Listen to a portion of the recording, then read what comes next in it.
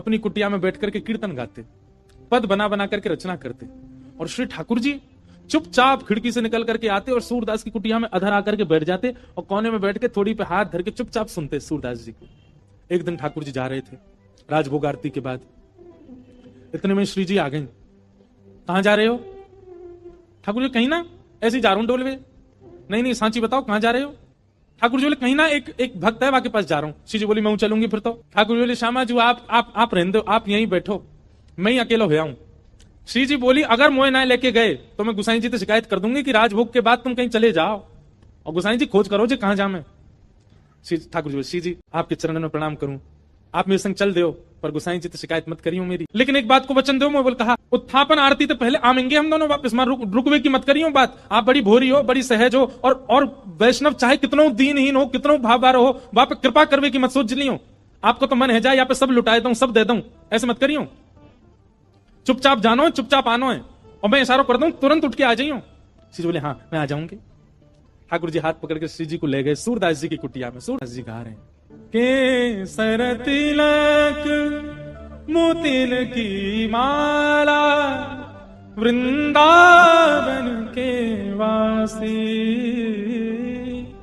नेह लगाए त्याग गए तृण शम डार गए गल फांसी, अखियां हरि दर्शन की प्यासी, हरि दर्शन की प्यासी, अखियां हरि दर्शन की।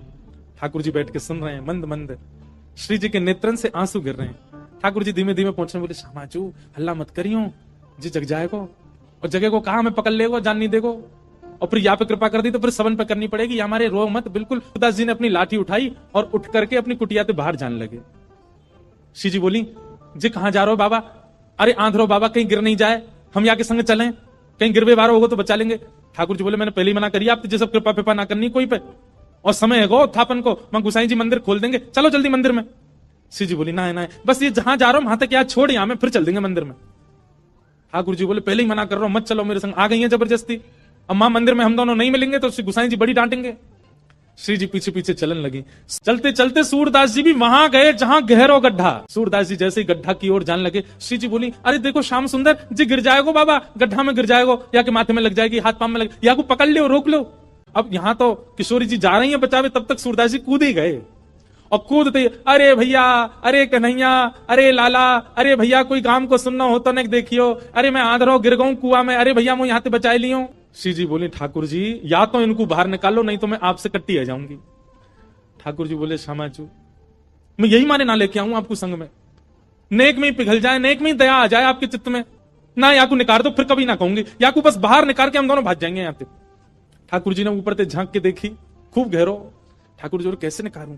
श्री जी बोली एक तरीका है ना, आप अपनी कारी कमरी निकालो, मैं अपनी चुनरी निकालूं, दोनों में गुर्र गांठ बांध दो और बाकू नीचे पधरा दो, बाबा तो कह रहे पकड़ ले, पकड़ के हम यहाँ बाहर निकाल लेंगे। ठाकुर जी बोले ठीक है लाओ। श्री जी ने अपनी चुनरी दी, ठाकुर जी ने कारी कमरी तो बांध के और नीचे वह गड्ढा में डाल दी, और ऊपर से ठाकुर जी बोले बाबा हाँ भैया कौन है? अरे बाबा मैं यही गांव को छोड़ा हूँ, मैं अभी आवाज सुनाई दी, बाबा मैंने अपनो पटका नीचे डाल दिया, पकड़ लियो, आ जाओ ऊपर को। सूरदास हाँ भैया कहाँ को? जाइए पकड़ लो। सूरदास जी ने पटका पकड़ो, श्री जी ठाकुर जी को खींच रही है, ठाकुर जी पटका को खींच रहे हैं, पटका पकड़ के सूरदास ऊपर आ रहे हैं। कैसी कृपा सूरदास के ऊपर। सूरदास जी मन मन सोच रहे हैं, बोले आज ये कहीं निकल के नहीं भाग जाए मेरे हाथ से। सूरदास जी जैसे ही बाहर आए, बाहर आते सूरदास जी ने ऐसा नाटक किया जैसे उन्हें ठोकर लग गई, और ठोकर लगते ही जैसे ही गिरन लगे ठाकुर जी की ओर, ठाकुर जी तो किनारे आ गए, श्री जी के चरणन में जाके गिरे सीधे, और चरण पकड़ लिए कस के। अब जैसे ही चरण पकड़े सूरदास जी ने, ठाकुर जी ने श्री जी को हाथ पकड़ करके जोड़ते खींची, तो सूरदास जी के हाथ में किशोरी जी की नूपुर रह गई, और किशोरी जी को लेकर ठाकुर जी भाजे, वो जल्दी चलो बाबा पकड़ ले को। सूरदास जी बोले अरे भैया कहां को चलो गो? अरे कौन सा? अरे भैया कौन ने निकारो में? ठाकुर जी चिल्लाते जा रहे बाबा मैया बुला रही फिर आऊंगो।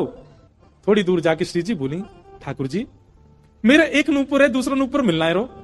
ठाकुर जी बोले दूसरा ले आऊंगो, अब चलो जल्दी। अरे ना वो सामान्य नहीं है, इंद्र ने समर्पित कियो, वो कौन से हाथी के दांतन से बनो भयो नूपुर है, और मेरा बड़ा प्रिय नूपुर है, मुझको तो अभी चाहिए। ठाकुर जी बोले ढूंढवे कहां जाऊंगा कू? वहीं चलो बाबा के पास ही पड़ो होगो, बाबा ने मेरे पामन में गिर गो है सके तब खुल के गिर गो।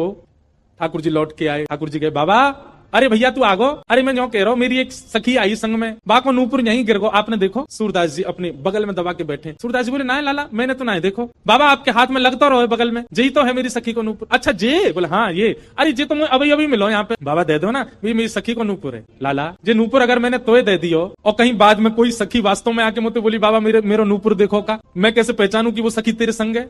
मेरे पास आंख तो है ना, मुझे दिख तो रोना है। तो बाबा हम कहते नहीं कि नूपुर हमारा, बोले कहवे तो क्या होवे, एक नूपुर मेरे पास है तो निश्चित है दूसरा तुम्हारे पास ही होगा। दूसरे नूपुर की पहचान करा तो पहले दे दूंगा। ठाकुर जी बोले पहचान कैसे होगी? बोले अपनी सखी तक है, अपने पाम आगे करेगी, मैं जैसे स्पर्श करके देख लूंगा कि हाँ ये नूपुर एक ही है तो मैं दूसरा पहना दूंगा। ठाकुर जी बोले मैं सब समझ रहा हूँ, जी बाबा पाम छुए के चक्कर में पकड़ लेगो कस के, अब ना जान दूंगा। और फिर क्या करेंगे हम? श्री जी बोली कोई बात ना, मैंने अरे नहीं श्री जी आप पीछे रहो, मैं दूसरा दबाई दूंगा, नाम हो तो वही चाहिए जो सूरदास के हाथ में। श्री जी आगे बढ़ गई, लो बाबा नूपुर देख लो।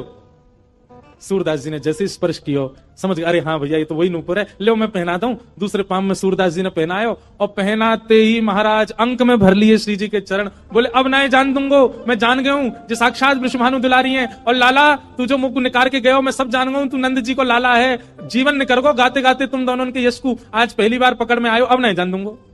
ठाकुर जी ने खूब खेची पर श्री जी नहीं छोड़ी सूरदास जी ने। ठाकुर जी बोले बाबा तू जो कहेगो सो करेंगे, जे बता करनो कहा है तू कैसे छोड़ेगो?